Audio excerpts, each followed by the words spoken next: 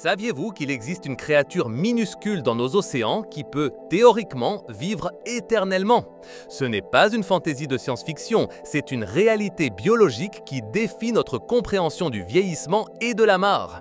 Cette étonnante créature est une méduse, scientifiquement connue sous le nom de Turritopsis dorni, et elle possède la capacité unique d'inverser son cycle de vie, échappant ainsi indéfiniment à la mort naturelle.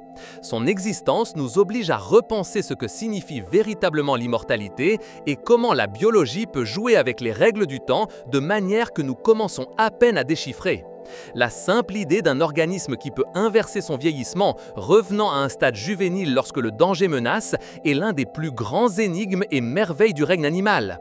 Un phénomène que les scientifiques du monde entier étudient avec une curiosité insatiable, cherchant à percer les secrets de son étonnante résilience cellulaire. La Turritopsis dorni est une méduse véritablement singulière, souvent appelée la méduse immortelle. Ce nom fascinant n'est pas un simple surnom, mais une description précise de son extraordinaire cycle biologique.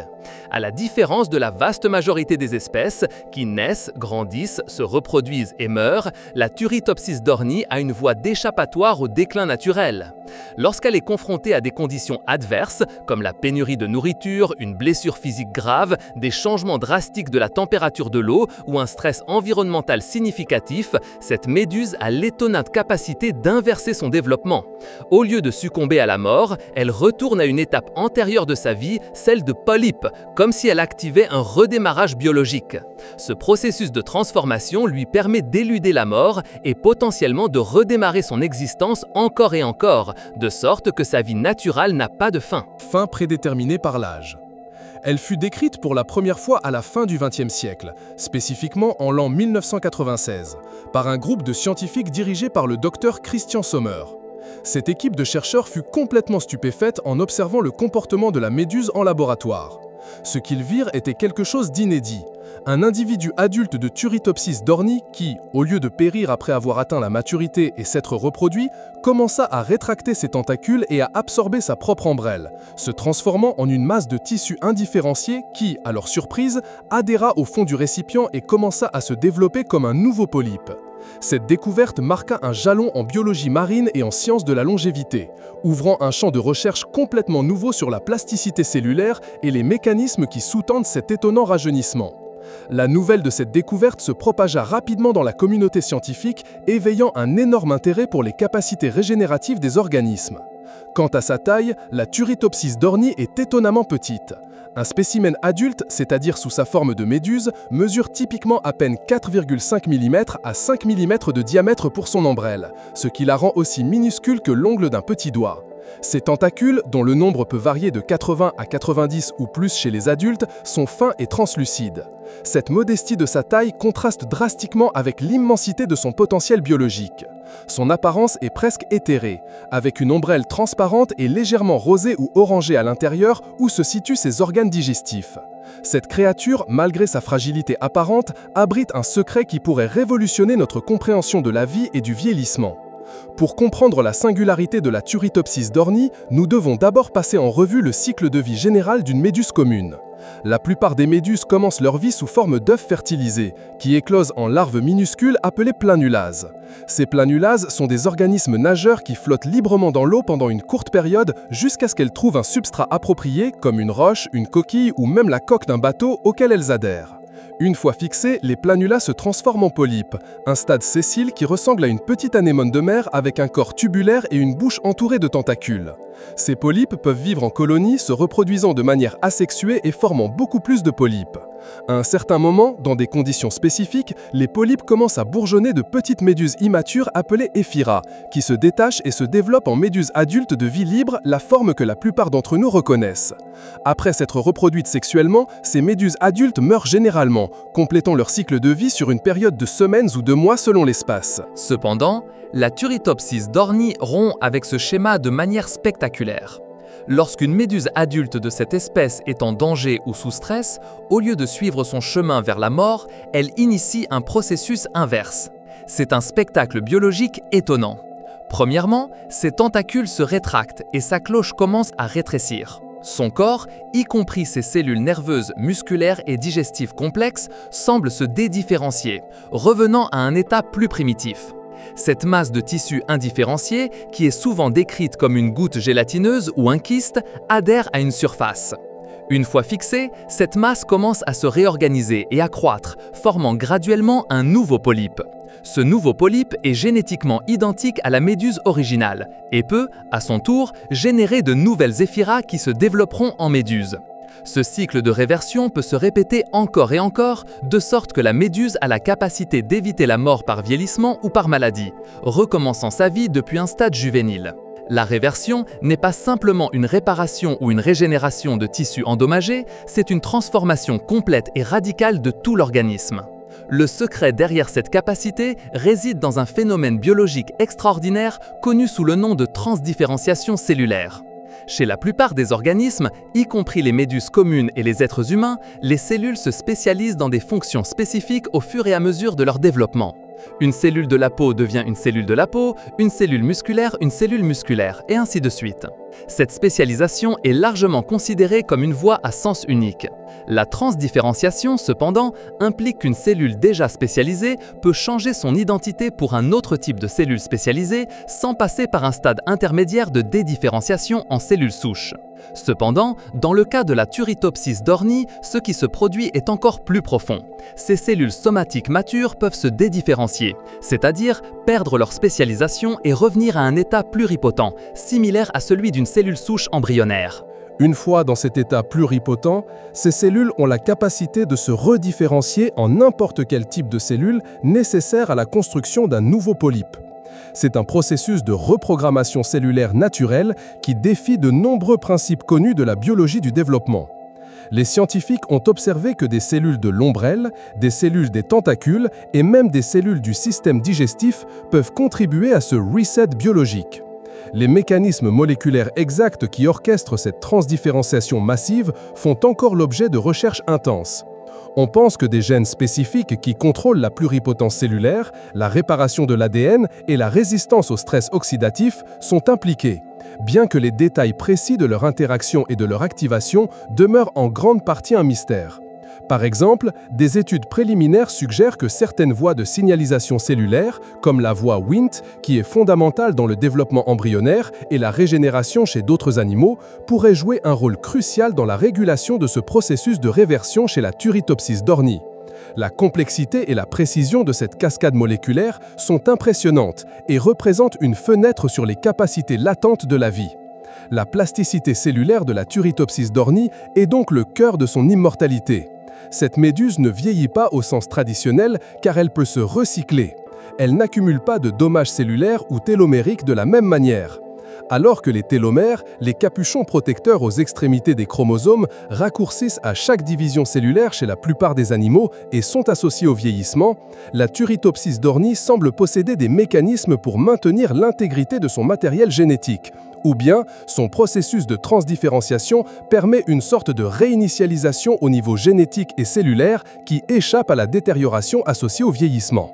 Le véritable pouvoir réside dans la capacité de ces cellules à se transformer et à s'adapter, non seulement en réparant les dommages, mais en inversant complètement le processus de vieillissement. La recherche actuelle vise à identifier quels gènes et quelles protéines sont les acteurs clés de cette étonnante capacité de rajeunissement, dans l'espoir que les découvertes puissent offrir des pistes pour des thérapies de régénération chez l'homme, ou du moins pour une meilleure compréhension des maladies liées à l'âge et du cancer. Les facteurs qui déclenchent ce surprenant processus de réversion sont principalement des stresseurs environnementaux. La Turritopsis dorni recourt à sa capacité immortelle lorsque sa survie est menacée. Si la méduse est blessée physiquement, si les conditions de l'eau deviennent défavorables, par exemple avec des changements extrêmes de salinité ou de température, ou si la nourriture vient gravement à manquer dans son environnement, elle active son mécanisme d'évasion. Un changement brusque de la température de l'eau de 20 degrés Celsius à 15 degrés Celsius, par exemple, pourrait être suffisant pour initier la réversion en conditions de laboratoire. Le manque de nutriments est un autre puissant inducteur. Si la méduse ne trouve pas suffisamment de zooplancton pour se nourrir, son instinct de survie la pousse à retourner au stade de polype, où elle peut rester latente ou se nourrir de particules plus petites en attendant que les conditions s'améliorent. C'est une stratégie de survie évolutive d'une efficacité incroyable. La capacité d'inverser son cycle de vie a permis à Turritopsis dorni non seulement de survivre, mais aussi de prospérer et de s'étendre à l'échelle mondiale. Originaire des eaux chaudes de la mer Méditerranée, cette petite méduse a réussi à coloniser pratiquement tous les océans du monde.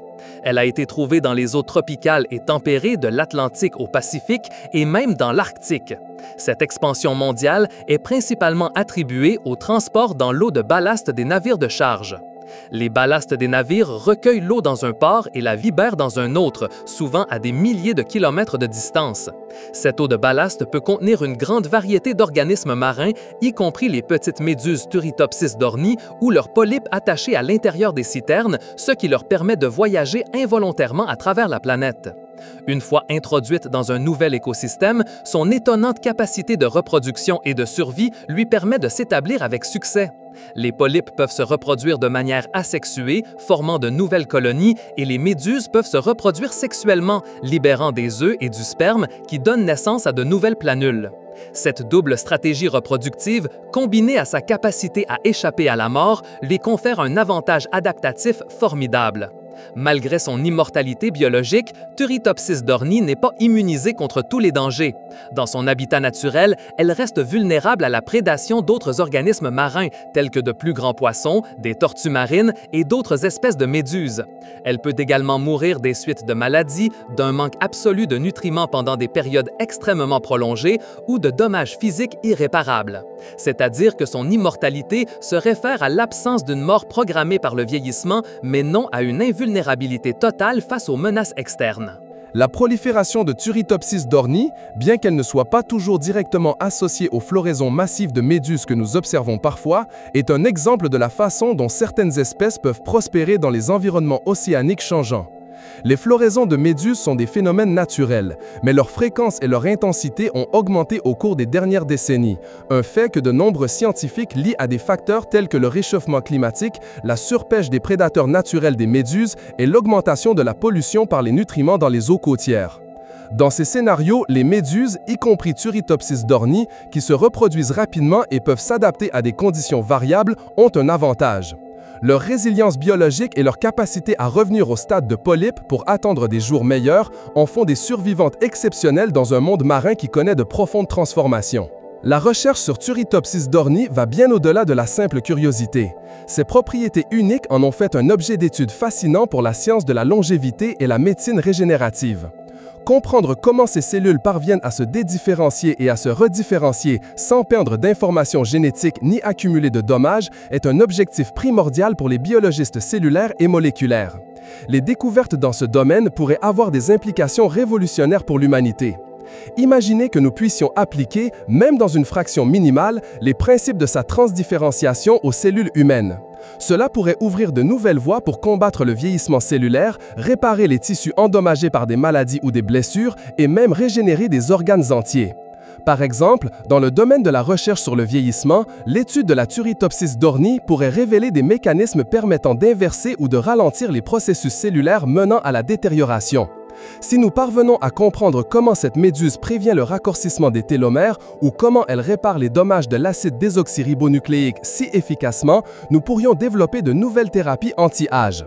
En médecine régénérative, l'impact potentiel est immense. La capacité de reprogrammer des cellules somatiques matures pour qu'elles retrouvent un état pluripotente et se différencient ensuite en le type de cellules souhaitées est le Saint Graal. Actuellement, cela est réalisé artificiellement à laboratoire avec des cellules souches pluripotentes induites, un processus complexe. La méduse le fait naturellement et efficacement. Le docteur Shin Kubota, éminent chercheur à l'université de Kyoto au Japon, a dédié des décennies de sa vie à l'étude de la Turritopsis dorni. Ses expériences en laboratoire ont démontré à maintes reprises la capacité de la méduse à inverser son cycle de vie, observant des individus ayant achevé le processus de transdifférenciation plus de 10 fois en une seule année. Ces recherches ne visent pas seulement à comprendre le comment, mais aussi le pourquoi, explorant les signaux moléculaires et les facteurs environnementaux qui dictent cette surprenante métamorphose.